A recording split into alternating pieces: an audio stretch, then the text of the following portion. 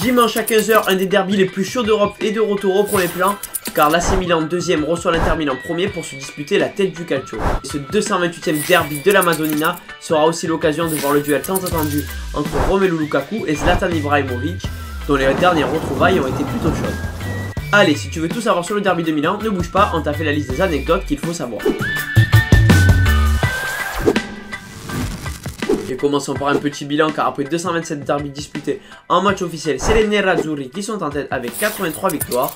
Le Milan en compte 77 et les 67 autres matchs sont terminés par un résultat nul. Comme dit dans l'introduction, ce derby est un match pour la première place, car le week-end dernier, l'Inter s'est imposé face à la Lazio et a profité du faux pas du Milan AC à Spezia pour chipper la première place à son rival. Et pour voir les deux géants s'affronter lors de la première place pour un derby dans cette position exacte au classement, il faut remonter au 21 janvier 2010 où les Interis s'étaient imposés 2-0 grâce à des buts de Diego Milito et Goran Pandev. Sinon, la véritable dernière fois où les deux clubs s'étaient affrontés pour la première place lors d'un derby, c'était lors de l'exercice 2010-2011 et c'était le Milan AC qui était en tête du championnat à ce moment-là. Et lorsqu'on évoque l'histoire de ce derby, on est obligé de parler du premier match qui a eu lieu entre ces deux équipes. Il a été joué en Suisse pour le compte de la Coupe Chiasso en 1908 et ce sont les Rossoneri qui se sont imposés 2-1. Et en parlant de coupe, la dernière confrontation entre ces deux équipes a eu lieu le 26 janvier dernier pour le compte de la Coupe d'Italie et c'est l'Inter cette fois-ci qui s'est imposé 2-1 grâce à un but d'Eriksen qui a inscrit la réalisation la plus tardive de l'histoire du derby à la 97e minute de jeu. D'ailleurs, lors de ce match de coupe, Romelu Lukaku et Zlatan Ibrahimovic se sont laissés sur une belle embrouille et non un beau bisou comme le montre cette photo. Mais ce qu'il faut noter, c'est que les deux attaquants sont les meilleurs buteurs de leur équipe cette année en championnat. Avec 16 réalisations, Romelu Lukaku est le meilleur buteur du championnat à égalité avec Cristiano Ronaldo, tandis qu'avec 14 pions, Zlatan Ibrahimovic est 3ème ex aequo avec Ciro Immobile. Et en vous parlant de Romelu Lukaku et de Zlatan Ibrahimovic, je me dois de vous préciser que l'attaquant belge adore le derby. En effet, Lukaku a marqué à chaque fois un but lors de ses 4 rencontres face au Milan AC. Zlatan n'est pas non plus en reste puisqu'il a marqué depuis son retour des États-Unis 4 buts lors de ses 3 dernières retrouvailles avec l'Inter Milan. Et en parlant de Zlatan, il ne faut pas oublier de dire qu'il est le plus vieux buteur de ce derby, mais aussi qu'il est le seul joueur à avoir été sacré capocannoniere avec l'Inter et le Milan. C'était en 2008-2009 pour l'Inter et en 2011-2012 pour le Milan AC.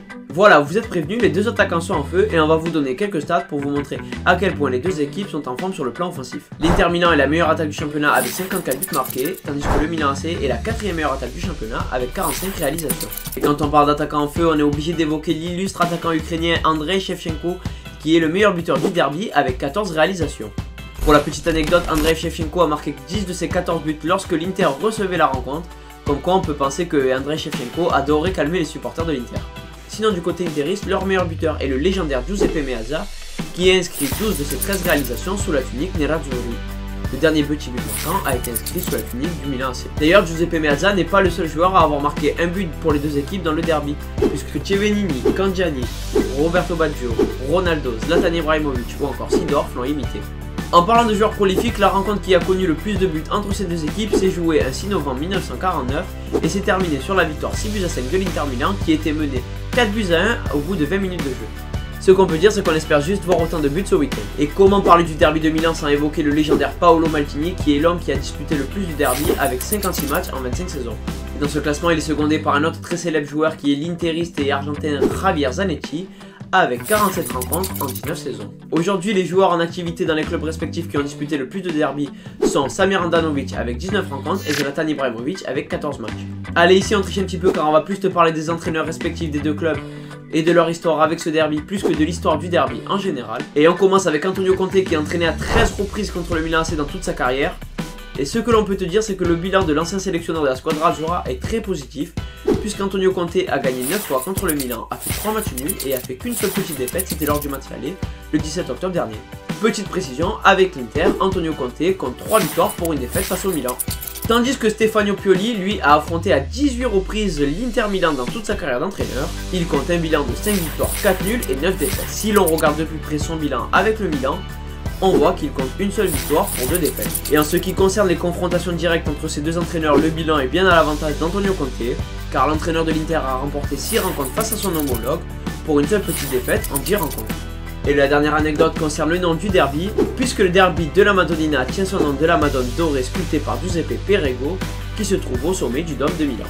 Et allez, avant de se quitter, on te lâche notre petit prono. Et ce que l'on peut te dire, c'est qu'il est très difficile de dégager un vainqueur, mais vu la confiance engrangée par l'Inter après le gain de la première place mais aussi grâce à l'ascendant pris en coupe grâce à la victoire dans le derby, on voit l'Inter s'imposer dans cette rencontre qui s'annonce ultra serrée.